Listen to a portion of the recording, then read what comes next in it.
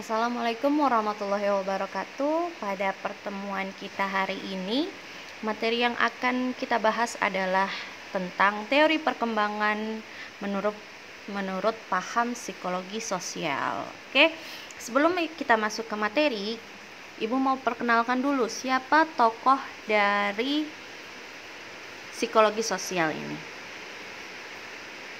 Nah, tokohnya itu bernama Erik Homburger Erikson atau dikenal juga dengan Erik Erikson. Nah, teori perkembangan psikososial ini berkaitan dengan prinsip-prinsip perkembangan psikologi dan sosial. Nah, Erikson membuat bagan untuk mengurutkan 8 tahap secara terpisah mengenai perkembangan ego dalam psikososial yang biasa dikenal dengan istilah 8 tahap perkembangan manusia. Teori ini merupakan bentuk pengembangan dari teori psikososial yang dicetuskan oleh Sigmund Freud. Dalam bukunya Childhood and Society, Erikson membuat sebuah bagan 8 tahap perkembangan. Nah, 8 tahap perkembangan manusia ini akan kita bahas satu persatu. Oke, yang pertama adalah ini dulu ya, tabelnya ada trust mistrust, itu di masa infant, ada autonomy versus shame and doubt, kemudian ada initiative versus guilt, itu di masa preschool, kemudian ada industry versus inferiority, kemudian ada identity versus role confusion, kemudian ada intimacy versus isolation, dan generativity versus stagnation, dan yang terakhir adalah integrity versus despair. Nah, tahap-tahap ini adalah tahap perkembangan psikososial yang dialami oleh manusia dari masa bayi hingga dewasa. Oke, kita bahas yang pertama itu adalah trust versus mistrust, atau percaya versus tidak percaya lawan tidak percaya gitu ya. Ini berlangsung dari usia kelahiran sampai 18 tahun. Pada tahap ini terjadi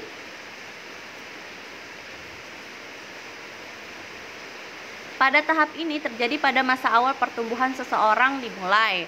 Nah, tahap ini juga seorang anak itu mulai belajar beradaptasi dengan sekitarnya. Bayi pada usia 0 sampai 1 tahun itu sepenuhnya bergantung pada orang lain. Perkembangan rasa percaya yang dibentuk oleh bayi tersebut berdasarkan kesungguhan dan kualitas dari perawat orang tua maupun caregiver penjaga bayi. Apabila bayi telah berhasil membangun rasa percaya terhadap orang yang ada di sekitar, dia akan merasa nyaman dan terlindungi di dalam kehidupannya.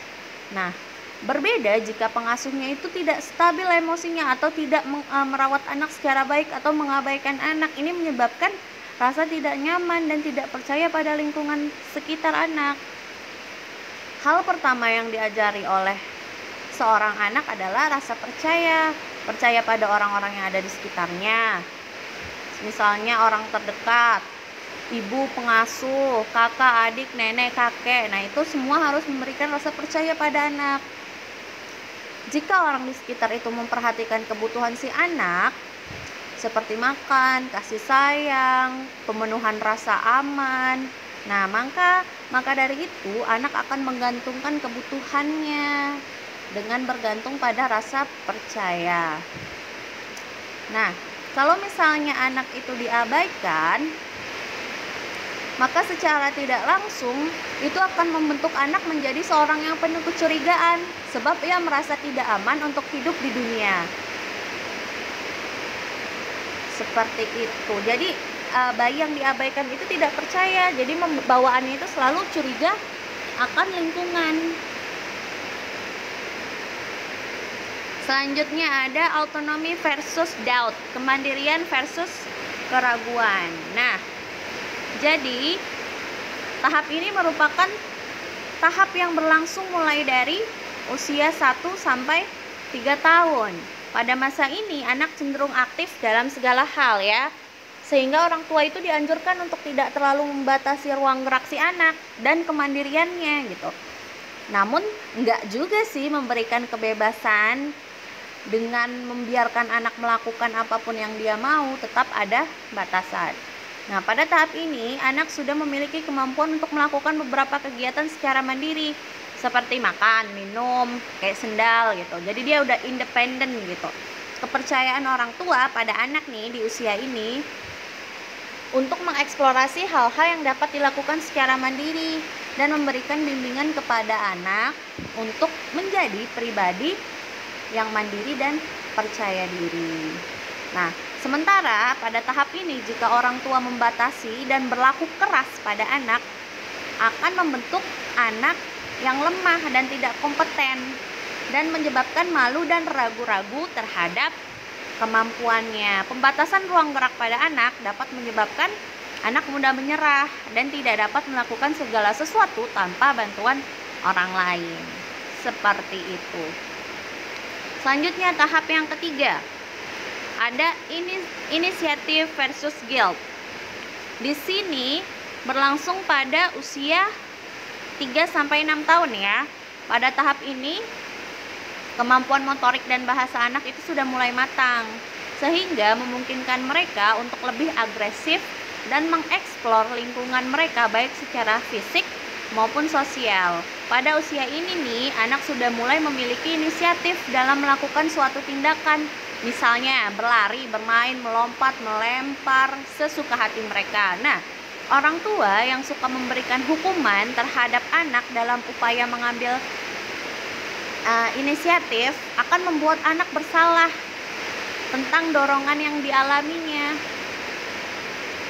Jadi pada masa ini anak memiliki beberapa kecakapan dalam mengolah kemampuan motorik atau bahasa. Dengan kecakapan tersebut, dia terdorong untuk melakukan beberapa kegiatan. Namun karena kemampuan anak tersebut masih terbatas, ada kalanya dia mengalami kegagalan ya. Kegagalan tersebut menyebabkan si anak memiliki perasaan bersalah. Peran orang tua ini sangat penting untuk membimbing dan memberikan motivasi pada anak untuk melewati masa-masa kegagalan ini. Gitu. Selanjutnya ada tahap yang namanya industri versus inferiority, ketekunan versus rasa rendah diri. Nah, pada tahap ini anak udah masuk nih ya usia sekolah. Kemampuan akademiknya juga sudah mulai berkembang kan. Selain itu, kemampuan sosial anak untuk berinteraksi di luar anggota keluarganya juga mulai berkembang. Kemampuan sosial si anak ya. Anak akan belajar berinteraksi dengan teman-temannya maupun dengan gurunya. Jika cukup rajin, anak-anak akan memperoleh keterampilan sosial dan akademik untuk merasa percaya diri. Kegagalan untuk memperoleh prestasi-prestasi menyebabkan anak menciptakan citra diri yang negatif. Hal ini dapat membawa kepada perasaan rendah diri yang menghambat pembelajaran di masa depan gitu. Jadi, biasanya pada tahap ini anak suka membanding-bandingkan dirinya dengan teman. Misalnya ya, aku nggak cantik, aku nggak ganteng, terus nilaiku biasa-biasa aja, nggak seperti yang lain, nilainya bagus. Nah, kita harus bisa pada tahap ini guru dan orang tua harus membimbing anak untuk melewati masa-masa rasa rendah diri ini gitu. Selanjutnya ada identity versus role confusion atau identitas versus kekacauan identitas. Pada tahap ini, anak sudah memasuki usia remaja nih dan mulai mencari jati diri. Masa ini adalah masa peralihan antara dunia anak-anak dan dewasa. Secara biologis nih, anak-anak pada tahap ini sudah mulai memasuki tahap dewasa. Namun secara psikis, usia remaja masih belum bisa diberi tanggung jawab yang berat layaknya orang dewasa sesungguhnya. Nah, dalam tahap ini pertanyaan siapa sih aku mau jadi apa sih, mencari jati diri itu ada pada masa-masa ini nih.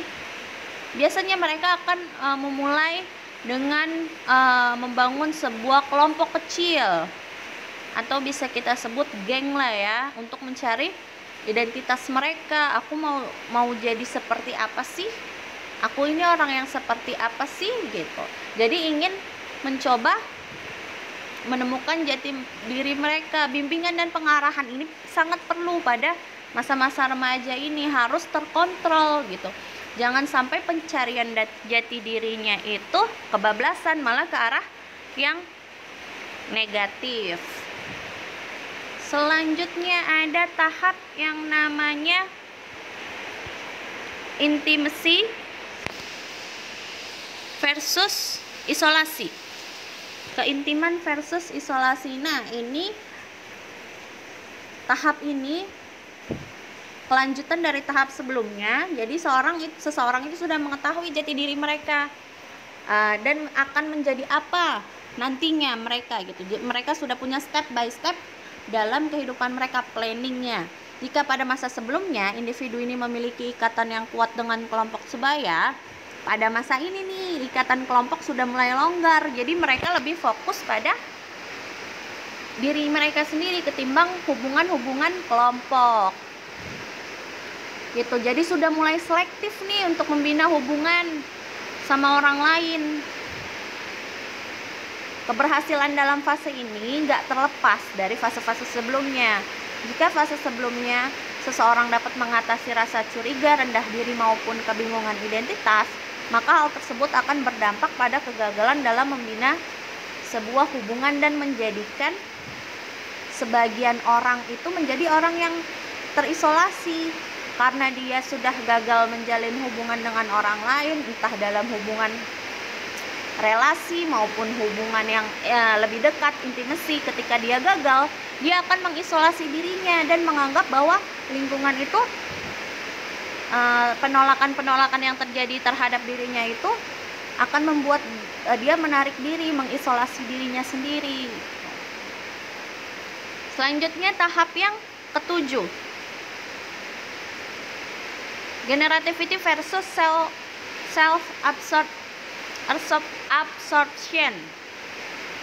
Generativitas versus stagnansi. Jadi, generativitas adalah hal terpenting dalam membangun dan membimbing generasi berikutnya. Biasanya orang yang telah mencapai fase generativitas melaluinya itu dengan membesarkan anak-anak mereka sendiri. Namun, pada tahap ini juga dapat berhasil dilalui dengan melewati beberapa bentuk produktivitas dan kreativitas seperti mengajar, kemudian membentuk suatu komunitas yang positif gitu. Selama tahap ini orang terus tumbuh. Jika mereka tidak mampu atau tidak mau memikul tanggung jawab, mereka akan menjadi stagnan atau egois. Pada masa ini salah satu tugas yang harus dicapai ialah dengan cara mengabdikan diri guna mendapatkan keseimbangan antara sifat melahirkan sesuatu, generativitas, dengan tidak berbuat apa-apa atau stagnansi gitu. Generativitas adalah perluasan cinta ke masa depan. Sifat ini adalah kepedulian terhadap generasi yang akan datang. Jadi mereka lebih fokus untuk mengurus anaknya, mengurus masa depannya dia sendiri maupun generasi selanjutnya, seperti itu. Ada pada tahap generativitas atau tahap yang stagnan, stuck di tempat gitu, tidak berbuat apa-apa. Dia mau jadi orang yang produktif atau yang stagnan gitu. Dan yang terakhir nih, ada integrity versus despair. Nah, seseorang yang pada fase ini akan melihat kembali atau flashback nih ya, kehidupan yang telah mereka jalani dan berusaha menyelesaikan permasalahan yang sebelumnya belum terselesaikan. Orang yang berhasil melewati tahap ini berarti ia dapat mencerminkan keberhasilan dan kegagalan yang pernah dialami. Individu akan mencapai kebijaksanaan pada tahap ini biasanya nih. Yang sudah tua itu karena pengalaman-pengalaman yang sudah dialami pada fase sebelumnya, mereka akan lebih bijak dalam mengambil keputusan, bijak dalam menyikapi kehidupan gitu. Nah, keputusasaan juga dapat terjadi nih pada orang-orang yang menyesali cara mereka dan menjalani hidup atau bagaimana kehidupan mereka telah berubah. Jadi ada yang mereka flashbacknya itu dengan cara mensyukuri, kemudian lebih bijaksana menerima dirinya apa adanya, dan ada juga nih orang-orang yang mengalami keputusasaan atau menyesal pada kehidupan-kehidupan yang telah dia lalui. Misalnya dia pernah terjerumus ke dalam kriminal, akhirnya masuk ke dalam penjara di usia tua gitu kan. Nah, dia berada pada fase misalnya keputusasaan gitu. Jadi mereka menyesali perbuatan-perbuatan mereka yang terdahulu. Nah, oke. Ini adalah tahap terakhir dalam psikososial. Jika ada pertanyaan atau materi yang kurang jelas, kita diskusikan ke dalam grup, dan kita lebih menekankan pada usia lahir sampai 8 tahun ya. Kita akan lebih bahas secara mendalam itu di usia lahir sampai 8 tahun pada tahap psikologi sosial. Karena ranah kita adalah ranah anak usia dini, maka kita akan terfokus pada hal itu. Pada fase-fase selanjutnya itu kita akan dibahas secara umum lah, seperti itu. Oke? Sampai sini kita cukupkan pertemuan kita. Wassalamualaikum warahmatullahi wabarakatuh.